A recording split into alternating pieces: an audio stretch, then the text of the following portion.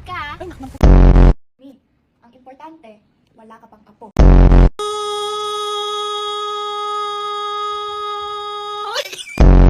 Wala po si Mami dito, matatagalan pa po siya bumalik.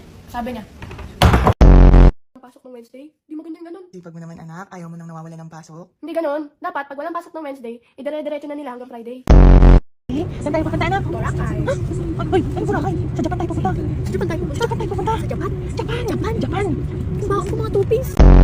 Pagdating mo ng school, anong unang gagawin? Puntahan ang bus number. O, pag nahanap mo yung bus number mo, papasok ka na ngayon sa bus. Anong unang hahanapin mo pagpasok sa bus? Pogi. Di bali nang hindi maganda ang turo. Basta, ang mahalaga, maganda ako. Dahan-dahan pa pumapasok si Ungas. Bus ako. Bakit kailangan? Hindi na-ubra yung mga ganyang ano mo. Bakit ka lumabas? Nag-sleep po ako, Mi. Hindi pa. Nagslipo ka? Kaya nakapagtulog ka? Nagslipo ka? Ganun ba? Eh, may nakapagsumbong sa akin doon, nagbabalorant daw kayo sa kanto eh. Ano ka nagslipo, nagbabalorant ka nga? Hindi, Mi. Nag-Valorant ako habang nagsisleep po.